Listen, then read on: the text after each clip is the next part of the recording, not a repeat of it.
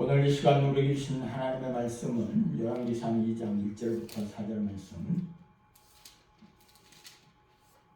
오늘 이 시간 우리에게 주신 하나님의 말씀은 구약성경 열왕기상 2장 1절부터 4절 말씀 다 같이 함께 읽겠습니다. 다윗이 죽을 날이 임박하매 그의 아들 솔로몬에게 명령하여 이르되 내가 이제 세상 모든 사람이 가는 길로 가게 되었노니 너는 힘써 대장부가 되고 내 하나님 여호와의 명령을 지켜 그 길로 행하여 그 법률과 계명과 율례와 증거를 모세의 율법에 기록된 대로 지키라. 그리하면 내가 무엇을 하든지 어디로 가든지 형통할지라. 여호와께서 이 일에 대하여 말씀하시기를 만일 내 자손들이 그들의 길을 삼가 마음을 다하고 성품을 다하여 진실이 내 앞에서 행하면 이스라엘 왕 위에 오를 사람이 내게서 끊어지지 아니하리라 하신 말씀을 확실히 이루게 하시리라. 아멘. 가장 큰 유산이라는 제목으로 말씀을 드릴 때에 많은 은혜 있으시기를 바랍니다. 5월달이 되면 설교를 하기가 좀 벅차다, 힘들다 라는 그런 얘기를 늘 합니다. 왜냐하면 가정이나 자녀들이나 여러 가지 되돌아볼 때에 그렇게 살지 못했던 그런 것 때문에 목사라고 하는 그런 직에 있어서 말씀을 전하기는 하지만 어떤 본이 되지 못하는 그런 삶에 대해서 늘 아쉬움과 그런 죄책감을 가지고 있습니다. 그렇지만 우리가 여러분들도 군대를 갔다 와서 알겠지만 수류탄은 던지면 터지는 거죠. 피월짜리가 던져도 터지고 군대를 막 갔던 이등병이 수류탄을 던져도 터지고 수류탄은 던지면 터지게 되어 있습니다. 수류탄은 보면은 복음이라고 할 때에 복음은 누군가에 의해서 던져지면 터지는 것입니다. 던지는 사람이 중요한 게 아니라 그 복음 자체가 중요하다고 하는 거죠. 수류탄 자체가 중요하듯이 그렇기 때문에 오늘 누구를 통해서 전해드든지 간에 이 말씀이라고 하는 것은 누가 전하는 것이 중요한 게 아니라 그 말씀 자체가 중요하다라고 하는 것을 기억하고 오늘 전하는 사람이 별 볼 일 없고 시원찮지만은 이 말씀 자체를 놓고 볼 때에 이 말씀이 여러분 가운데 심겨지기를 주님을 축원합니다. 아주 구두쇠로 이름을 날리는 가문이 하나 있었습니다. 할아버지도 구두쇠, 아버지도 구두쇠, 아들도 이 손자도 구두쇠였습니다. 숟가락 하나도 되도록 물려받아 쓰는 그런 집안이었습니다. 할아버지가 이빨이 다 되어서 음식을 제대로 먹을 수가 없었습니다. 할아버지가 구두쇠라 틀리하는 것이 아까웠습니다. 아들 역시 이 할아버지, 아버지, 자기 아버지에게 틀리를 해주는 것이 돈이 아까웠습니다. 아들 역시 아버지에게 틀리 해주는 게 아까웠죠. 그래서 구두쇠 손자가 보다 못해서 할아버지가 너무 불쌍해서 아주 큰 마음을 먹고 이 틀니를 하나 해 주었습니다. 할아버지는 그 틀니를 하고 아주 기뻐했습니다. 그런데 식사 때마다 이 할아버지는 끼고 계셨던 틀니를 빼놓고 음식을 예전처럼 오물오물해서 음식을 씹고 계셨습니다. 하도 이상해서 이 손자가 할아버지 왜 틀니를 하지 않으시고 힘들게 식사를 하세요? 하고 물었습니다. 그때 할아버지가 야, 이 녀석아 비싼 돈을 주고 맞춘 이빨인데 아꼈다가 내 아버지에게 물려줘야 하지 않겠니? 하고 이야기를 했다고 하는 것입니다. 대부분의 사람들은 부모된 입장에서 자녀에게 무엇인가 물려주기를 애씁니다. 또한 무엇인가 물려주려고 애쓰고 살아가고 있습니다. 자녀를 위해서라면 물불을 가리지 않는 것이 오늘날의 부모의 그런 마음입니다. 오늘 부모들이 자식에게 남겨줄 수 있는 가장 큰 유산이 무엇이겠습니까? 보통 사람들은 재산을 얘기하죠. 돈을 잘 많이 물려줘야 되겠다. 또 집이라고 생각을 하죠. 아니면 배움에 있어서 부족함이 없게끔 잘 가르쳐야 되겠다라는 것을 생각합니다. 또 건강을 생각합니다. 부모가 건강해야 또 자식이 건강하겠다라는 그런 생각을 합니다. 이런 것들을 많이 생각할 때에 참 좋은 유산들이다 그런 생각을 해봅니다. 그런데 오늘 사람에 따라 다르겠지만 오늘 성경의 본문은 가장 큰 유산이 무엇인가를 분명하게 오늘 우리에게 가르쳐주고 있습니다. 가장 큰 유산은 첫 번째로는 나와 함께 하신 하나님을 믿는 신앙을 유산으로 남겨줄 수 있기를 바랍니다. 오늘 읽은 성경에 보면 다윗이 아들 솔로몬에게 유언하는 그런 말씀입니다. 다윗의 유언이 2장 1절부터 9절까지 기록이 되어 있는데요. 1절에 보니까 다윗이 죽을 날이 임박하매, 10절에 보면 다윗이 다윗성에 장사됐다 그럽니다. 다윗이 죽을 날이 임박하고 쭉쭉쭉쭉 읽어보니까 나중에 10절은 죽어서 장사 지냈다 그렇게 기록을 하고 있습니다. 이 유언은 크게 두 가지로 되어 있는데 1절부터 4절까지는 하나님께 어떻게 할 것인가를 기록하고 5절부터 9절까지는 사람에게 어떻게 해야 할 것인가를 유언하고 있습니다. 2절부터 3절을 읽어보면 첫마디가 무엇이 되라고 말씀하고 있습니까? 대장부가 되라 그렇게 기록을 하고 있습니다. 여기서 말하는 대장부는 우리가 상식적으로 알고 있는 용감하고 사나이다운 사람을 의미하는 것이 아니라 원문에 그대로 직역을 하게 되면 단단히 매여 있으라 라는 그런 뜻을 담고 있습니다.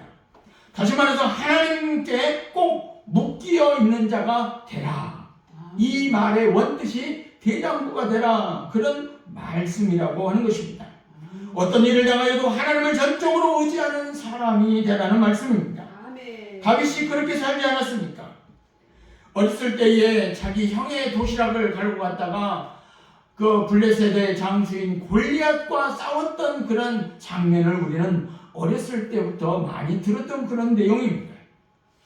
골리앗을 만났을 때도 그는 칼과 창도 없었지만 나는 만군의 여호와의 이름으로 나간다 하면서 돌팔매를 돌려서 이마를 쫙 맞춰서 골리앗을 무너뜨린 그런 사건이 있지 않습니까? 만군의 여호와의 이름으로 나가 싸워 이겼습니다. 그뿐입니까? 사울에게 얼마나 많은 죽음의 위기를 당합니까? 이방 나라에 피신하여 얼마나 많은 고난을 당하고 심지어는 압살롬이라고 하는 그 아들의 반역의 그 상황에서 버선발로 눈물을 머금고 훔치면서 도망가는 다윗의 모습을 한번 상상을 해보십시오. 자기 아들이 반역을 일으켜서 도망가는 그러한 신세. 그러함에도 불구하고 다윗은 전적으로 하나님을 의지하고 모든 문제를 하나님께 맡기며 풀어갔던 다윗의 역사를 한번 생각해 보시기를 바랍니다. 그는 산전수전을 다 겪은 사람입니다. 그는 40년 동안 왕으로 상권을 쥐고 흔든 그런 사람입니다. 권력의 맛도 알죠. 부귀영화의 편리함도 누려본 사람입니다. 그러나 죽기 전에 그가 가장 고귀한 것은 그래도 하나님을 전적으로 믿고 신뢰하고 믿는 것이 인생 성공의 비법임을 오늘 말씀하고 있습니다. 시편 33편 12절 말씀에 보면 여호와로 자기 하나님을 삼은 나라 곧 하나님의 기업으로 빼심받은 백성은 복이 있도다 그렇게 기록을 하고 있습니다. 오늘 우리가 남겨준 것은 모든 것은 다 시대와 환경에 따라 변합니다. 그러나 우리 하나님은 변하지 않습니다. 영원합니다. 오늘 여러분의 인생 가운데 끝까지 여러분의 인생을 책임져 주실 분이 하나님이심을 믿으실 수 있기를 주님의 이름으로 축원합니다. 아멘. 우리가 이 세상을 떠난 후에도 우리의 자녀와 함께하며 그들의 인생을 돌보고 이끌어 주십니다. 우리 믿음의 사람에게 있어서 자식들에게 남겨줄 수 있는 가장 큰 유산은 하나님을 믿는 신앙인 줄로 믿습니다. 하나님만큼 자녀들에게 큰 유산이 될 수 있는 것이 무엇이겠어요? 재물도 좋지만 집도 좋지만 여러 가지 것도 다 좋지만 이런 모든 것들은 3대를 가지 못한다라고는 그런 말이 있습니다. 미국의 강철왕 카네기를 우리는 잘 압니다. 그는 전 재산 우리나라 돈으로 6,730억 원이나 되는 이 돈을 가지고 자식들에게 물려준 게 아니라 3,000개의 도서관을 설립하고 8,000대의 오르간을 기증하고 자식에게 단 한 푼도 물려주지 않았던 미국의 강철왕 카네기의 역사를 잘 압니다. 자식들의 재능과 에너지를 망치게 하는 것이다. 저 세상으로 돈을 가지고 간다는 것은 부끄러운 일이다 라고 그렇게 유언을 했다고 하는 것입니다. 그는 신앙이 좋은 청교도들은 자식에게 유산을 상속하는 것을 수치로 알았습니다. 그들에게서 반드시 물려줘야 될 유산은 하나님을 믿는 신앙밖에 없었다고 하는 것입니다. 아이들에게 분명하게 하나님을 믿는 신앙만 있다면 우리가 자녀를 떠난다 할지라도 어느 곳에 어떤 일을 당한다 할지라도 그들은 하나님의 은혜 안에서 참 평안을 누리게 될 줄로 믿습니다. 지금까지도 미국의 최고의 부자로 이름을 날린 우리는 록펠러라고 하는 사람을 많이 들어서 압니다. 이 록펠러가 얼마나 신앙이 좋았냐면 그 어머니가 이 록펠러를 향하여 10가지를 제안했던 일을 잘 압니다. 기자가 물었습니다. 어떻게 해서 성공을 했느냐? 하니까 이 록펠러가 그 기자에게 하는 대답이 이 어머니한테 나는 유산을 받았는데 다음과 같은 10가지의 유산의 내용을 받았다. 첫 번째는 하나님을 너의 친아버지로 섬겨라. 두 번째, 목사님을 하나님 다음으로 잘 섬겨라. 세 번째, 주일 예배를 본교회에서 드리라. 네 번째, 오른쪽 주머니는 항상 11조 주머니로 하라. 다섯 번째, 아무도 원수를 만들지 말라.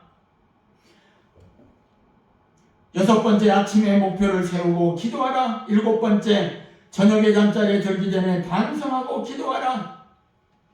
여덟 번째, 아침에는 꼭 하나님의 말씀을 읽으라. 아홉 번째, 남을 도울 수 있으면 힘껏 도우라. 열 번째, 예배 시간은 항상 앞에 앉아라.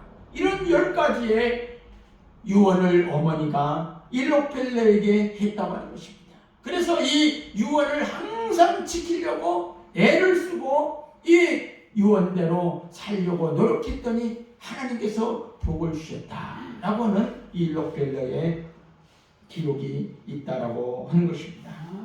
여러분 인생의 삶 가운데 무엇으로 자녀들에게 유산을 남기시겠습니까? 하나님을 잘 믿는 신앙의 유산이 되어질 줄로 믿습니다.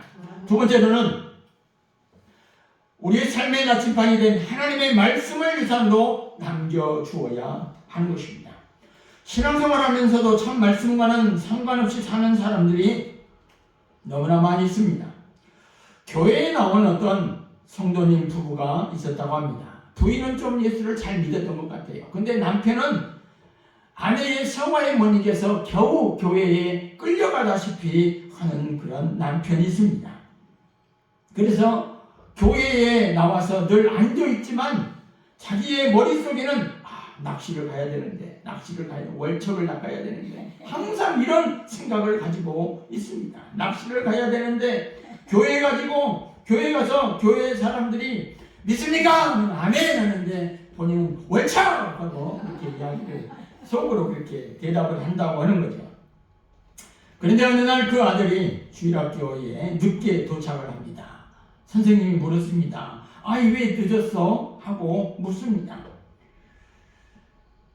우리 아빠가요 낚시를 같이 가려고 했는데요 아빠가 그랬는데 너는 교회 가거라 하고 보내줬다고 하는 거예요. 그래? 니네 아빠가 참 훌륭한 사람이구나. 아빠가 주일학교 낚시보다 왜 중요한지 대해서 이야기를 해줬어? 하고 물었습니다. 그랬더니 이 아이가 대답을 합니다. 아니요, 오늘 믿기는 두 사람 분이 안 돼가지고 그냥 저는 교회에 가라고 그랬어요. 이 아이가 어느 날 또 친구들과 어울려서 목사님 집에 있는 사과나무에 사과를 한번 훔쳐먹는 사건이 있었습니다. 사모님이 화가 나서 이 아이들에게 물었습니다. 너희는 성경의 도둑들에게 뭐라고 말하고 있는지 아냐? 그때 그 아들이 하는 말이 물론이죠.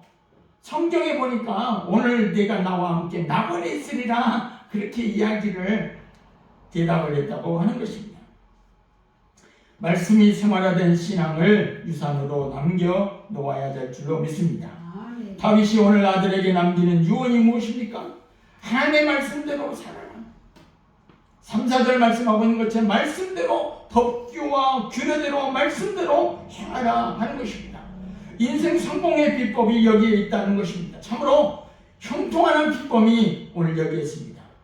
패가 망신당하지 않고 대대로 복을 받는 비법이 여기에 있다고 하는 것입니다. 3절 4절 같이 읽어봅시다. 내 하나님 여호와의 명령을 지켜 그 길로 행하라.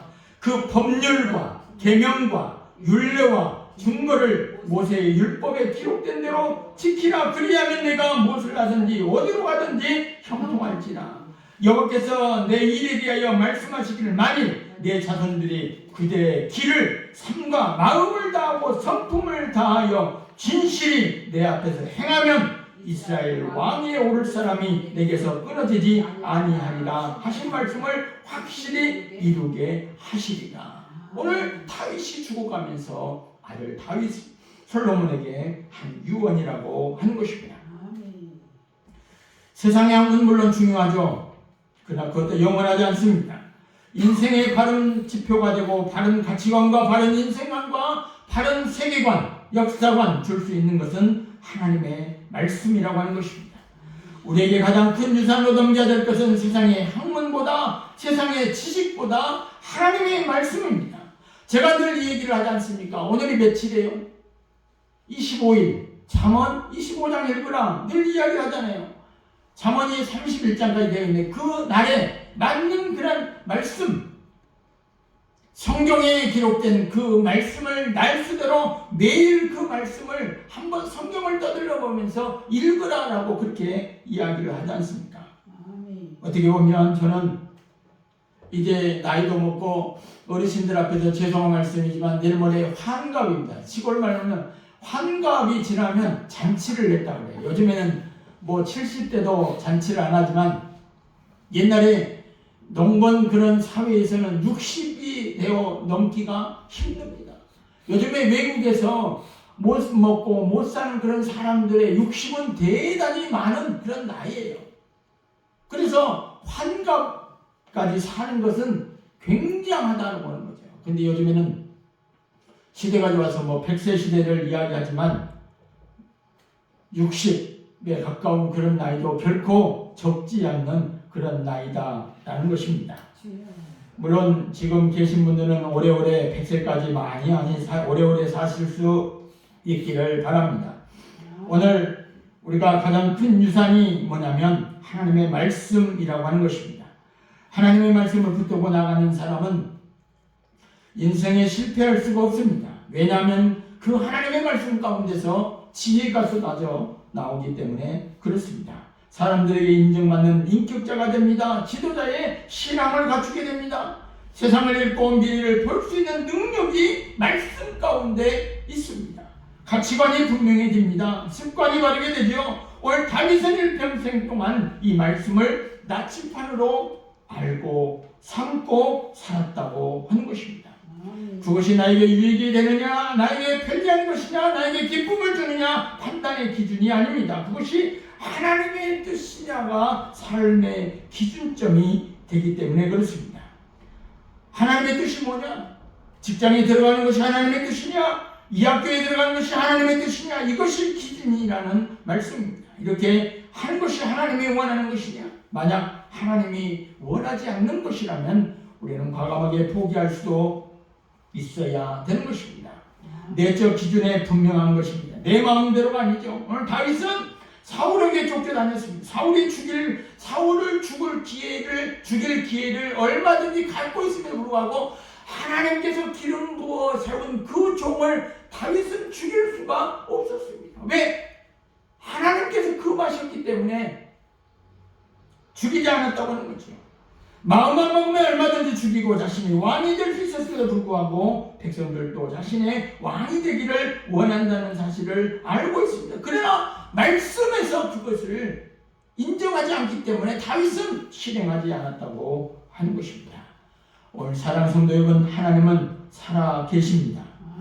그도 살인죄를 졌지만 인생 누구도 실수할 수 있는 그 상황이 되었지만 나단 선지자가 와서 그 죄를 지적할 때에 다윗은 하나님의 말씀에 굴복하고 회개한 사건도 있습니다.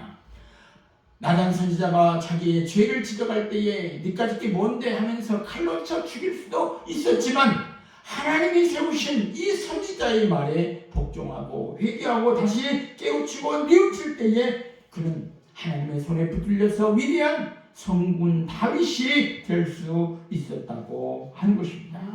다윗은 자기의 인생을 통틀어 뼈저리게 체험한 것입니다. 그래서 오늘 마지막 임종을 놔두고 사랑하는 솔로몬의 아들을 향하여 내가 어디를 가든지 형통하기를 원하면 하나님의 말씀대로 살아라. 이것이 바로 네가 형통하고 잘 되는 길이다 라고 하는 것을 유언으로 남기고 있다고 하는 것입니다.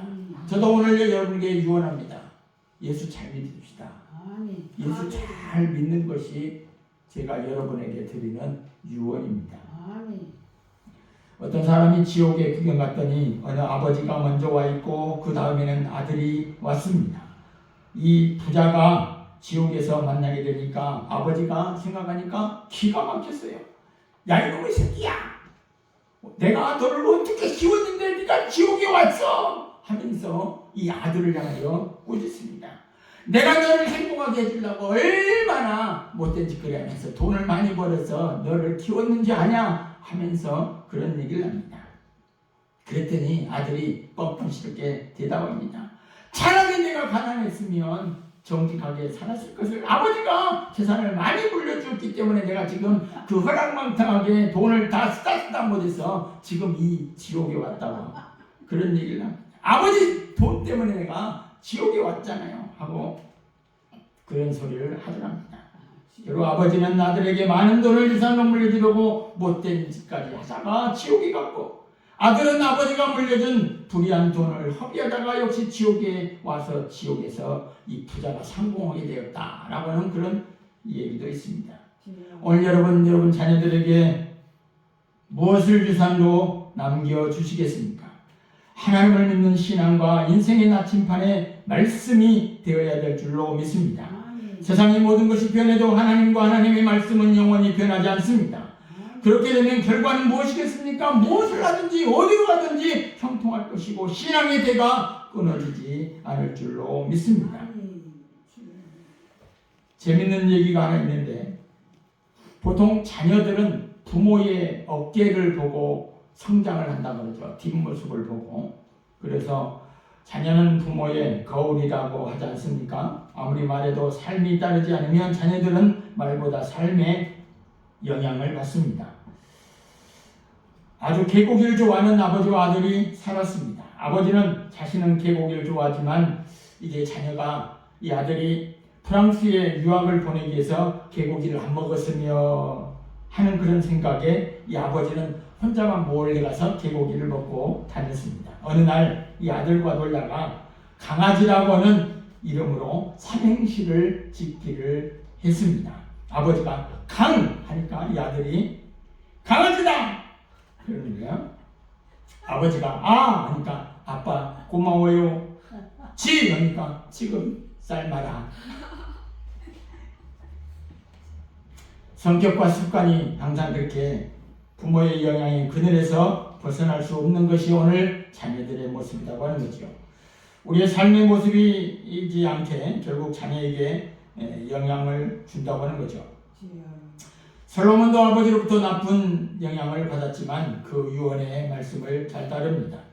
이 유산을 물려받은 솔로몬의 인생이 마지막 다 살고 난 다음에 솔로몬이 어떻게 유언을 했냐면 전도서 12장 13절 이하에 보면 이것이 솔로몬이 또 나중에 여로보암과 르호보암 북왕국과 남왕국을 나눠지면서 그런 자녀들에게 하는 그 유언이 뭐냐면 다윗이 유언했지만 솔로몬도 나중에 이 잠언에 대해서 유언을 합니다. 뭐라고 유언하냐면 일의 결국을 다 들었으니 하나님을 경외하고 그 명령을 지킬지어다. 이것이 사람의 본분이니라. 하나님은 모든 행위와 모든 은밀한 일을 선악간에 심판하시리라. 이게 솔로몬의 마지막 유언이라고 하는 것입니다. 오늘 유언에 대해서 말씀을 듣는데 우리가 하나님을 좀 더 잘 믿을 수 있기를 바랍니다.